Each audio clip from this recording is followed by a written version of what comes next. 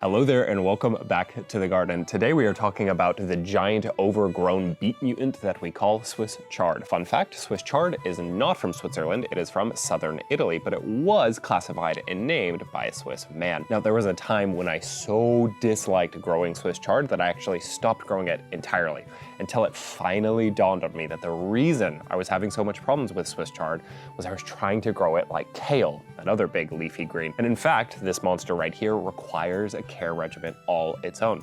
And now that we've changed things up a little bit, we're able to grow more Swiss chard than we can even eat. And today I would love to show you exactly how we do just that from seed to harvest. Let's get into it. The first thing to know about Swiss chard is it is so much easier to be successful with this plant if you were starting it in trays, growing it indoors, or growing it in a protective environment, and then transplanting it outside when it's nice and big and healthy. So our planting technique today gets to be just beautifully simple, and that's because of the type of seeds that Swiss chard create. And really, they're not seeds at all. They're little berries. They're little clusters of seeds. And what that means is each one of these compound seeds that you actually buy in a seed packet contains multiple seeds. So we only need one of these per cell. That's right, we're only going to do one of these per little seedling container, and we're gonna plant it in about 1/2 inch to 1/3 inch deep. You don't need them right there at the surface like you do with a lot of greens. So we're gonna go ahead and put these big suckers right into the ground there, a fair bit down. In terms of our actual soil for today, I'm just using potting soil with some additional fertilizer mixed in, some additional granular fertilizer mixed in, and that's sort of my go-to mix. If you are using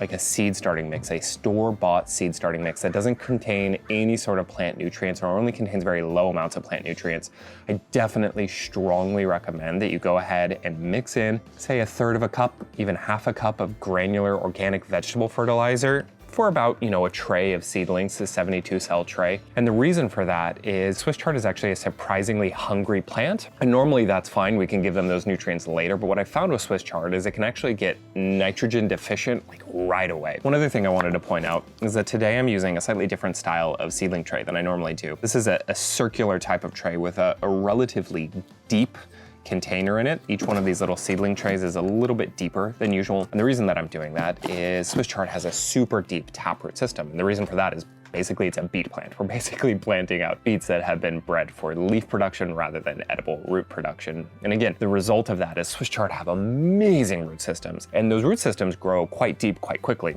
And so if you can, not a big deal if you can't, but if you can, try and plant them in something slightly deeper so that we aren't blocking the vertical growth, the depth of the growth of that root early on. As we continue to plant these seeds out, let me talk a little bit about timing here. So feel free to experiment as always, but Swiss chard is basically a mild weather crop. And so that's gonna mean slightly different things depending on your climate. Basically here where we have really hot summers but very mild winters, I find that I really prefer to grow it in late summer, early fall. And the reason for that is once it's established, it can tolerate some mild frost, some mild freezes. I actually think it tastes a little bit better after it's gone through a little bit of a frost, a little bit of a freeze, and that's true of a lot of leafy greens. Anyways, I digress.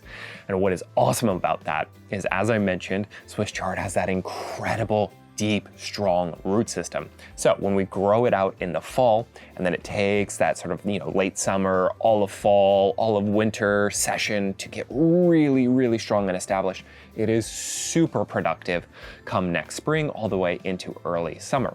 Now for us, the problem with our summers is they're simply too hot for Swiss chard to really be productive or really even survive without bolting, without a lot of care. You can make it happen, but it's too much work for me.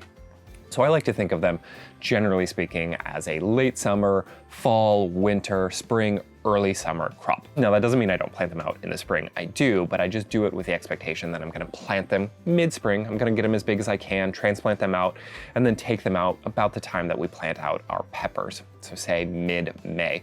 And they won't get as big, they won't get as established, but we'll just plant out a lot of them, we'll bring them all in at once, and we'll freeze them. Now, if you're in an area that has milder summers, but harsher winters, your plants may not survive winter, but you can probably grow them all the way through summer. So you get to think of them as a spring, summer, fall crop. So the beautiful thing is, with Swiss chard, most climates are gonna get a super long growing session out of this plant. It doesn't bolt too fast in reasonably hot weather. It can survive mild frosts. So almost all of us, some very extreme climates notwithstanding, almost all of us are gonna get a really nice long growing session to let that plant use its super deep root system and get established and be just super productive at some point in the year.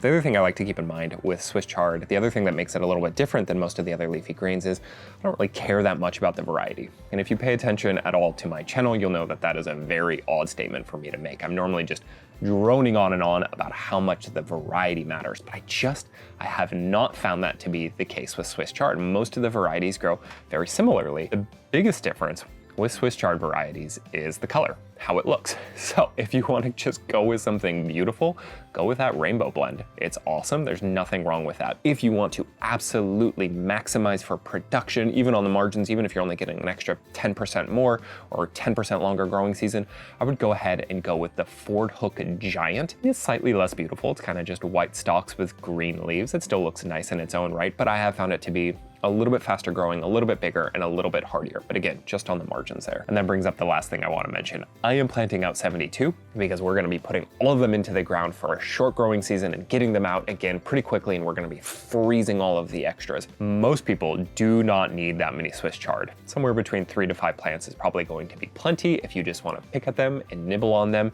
They're a pretty big plant, they're pretty productive. Alrighty, as you can see here, I'm just putting this tray directly under some grow lights right away, and I just want to have those grow lights ready immediately when these plants start to germinate and poke up above the soil. I have found that Swiss chard is a plant that is very much susceptible to legginess. You can also see that I'm putting it on top of a heat mat here, and I always germinate my Swiss chard on a heat mat, and that tends to work really, really well for me. The nice thing about Swiss chard in my experience is it tends to recover well from legginess. So even if you have kind of floppy plants, go ahead and harden them off properly and still put them into the ground. I found that they go ahead and they get robust again, they thicken up, and they still give me a really good crop, even when they're maybe a little bit weak to start out with. Hey there, sorry for the interruption. Quick request.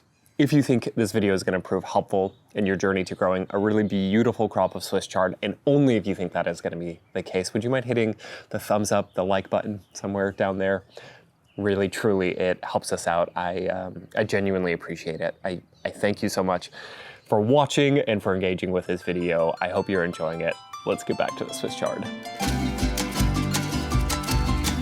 The chard germinated just beautifully this year. I've gone ahead and I've thinned them out to just 1 seedling per cell, and here they are 19 days after sowing those seeds. Y'all, let's take a look here at our Swiss chard seedlings. It's been about 28 days, just under a month since we planted those seeds. I've gone ahead and I've hardened them off outside. It's been about a week since I put them out.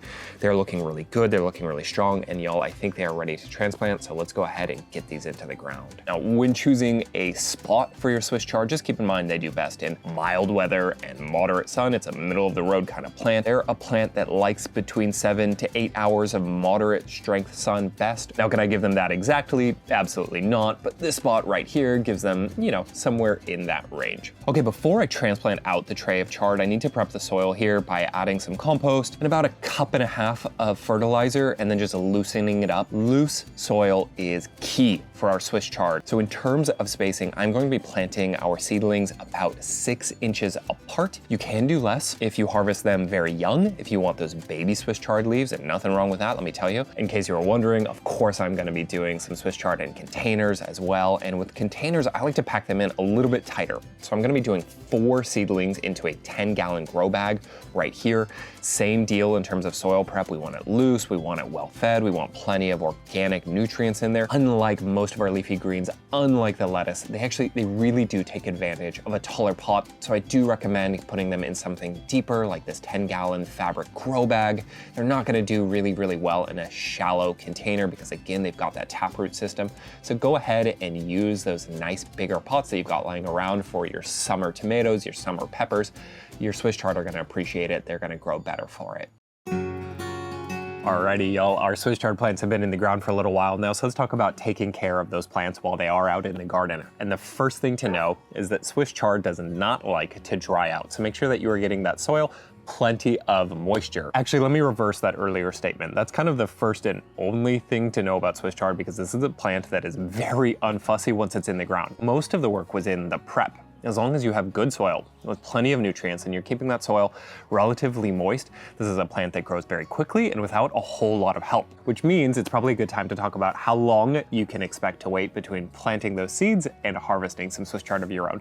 In good conditions, you probably have about 50 to 60 days, or if you want the transplant method, about 30 to 35 days from the point when you put them into the ground to the point where you start harvesting them. And obviously that depends somewhat on when you want to harvest those leaves. More importantly, it really depends on growing conditions. Swiss chard, in my experience, stops growing pretty much completely when conditions aren't right. When it's too cold, when there's not enough moisture in the soil, or when it is too hot. Here's that same batch of seedlings we put into a container earlier, and they are really just starting to get established after a very cold start to our spring. This would be a great size for baby greens to harvest to eat raw in salads, or you could probably even go a little bit smaller than this. It's been a couple weeks since the last time we took a look, and we have finally had some warmer weather here in late spring, and they are starting to finally take off consequently. Oh my goodness, look at the Swiss chard. Oh, it is growing beautifully.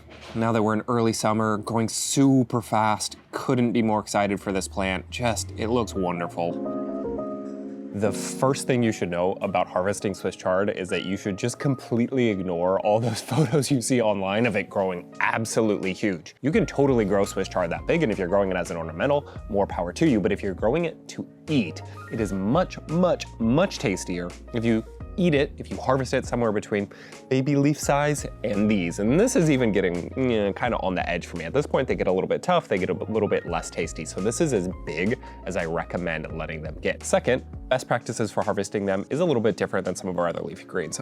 Unlike, say, lettuce, we're not gonna come in here and just hack the whole thing down. We're actually going to sort of decide which leaves we wanna take off, and then we're just going to snap off individual leaves about 1.5 inches away from the soil line. We wanna make sure that we are not damaging the basal plate. We're not damaging the point where the plant is able to regrow leaves from. So we're just gonna take these and we're gonna literally just snap them right off like this. The other thing to know as we're harvesting some of these leaves is that we're not going to remove all of the leaves.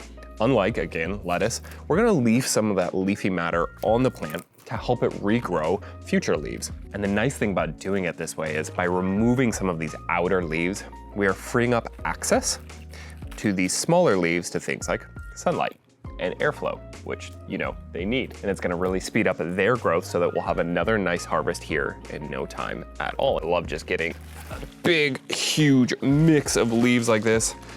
Man, come on. That is going to make an absolutely wonderful stir-fry base. You can see that the arugula that was growing right behind the Swiss chard has long since bolted. Actually, the flowers are even gone at this point. It's just purely going to seed. Swiss chard isn't magic, but it does hold up to the sun and the heat a little bit better than some of the more traditional greens like spinach and arugula. Now that I've pretty much picked these plants clean, I'm gonna go ahead, give them a nice little dose of nitrogen here just to help replenish some of the lost nutrients from everything we just harvested. I find that you don't need to do this when you're just taking a couple leaves for a salad, but when you're really removing a lot of foliage from these plants, again, these are hungry plants. They appreciate it when you can go ahead and just give them a nice little side dressing. So in terms of Swiss chard issues, it's kind of an interesting plant. It reminds me a lot more of something like Malabar spinach and not at all like the brassicas, like the collard greens we have growing next to it. This entire season, and really in most seasons that we grow it, I have observed basically no pest damage other than the chickens. The chickens will absolutely destroy this stuff. I've also never really struggled with disease issues with Swiss chard. And again, that's completely different than something like a brassica. With Swiss chard, you are just much more likely to face issues around environmental conditions, growing conditions. So that what you want to watch out for is, does it have enough nitrogen? Does it have enough moisture? Is the soil too compact or is it loose enough? Does it have enough sun but not too much sun, right? Getting those environmental aspects right is what's going to lead to a lot of success. And I don't spend a lot of time worrying about things like disease or pest. That is it for today. What a cool plant. I really genuinely hope you were just getting so excited to grow it. I think you are gonna have a lot of fun with it. As always, thank you for watching. And as always, I hope to see you on the next one. And until then, happy gardening, y'all.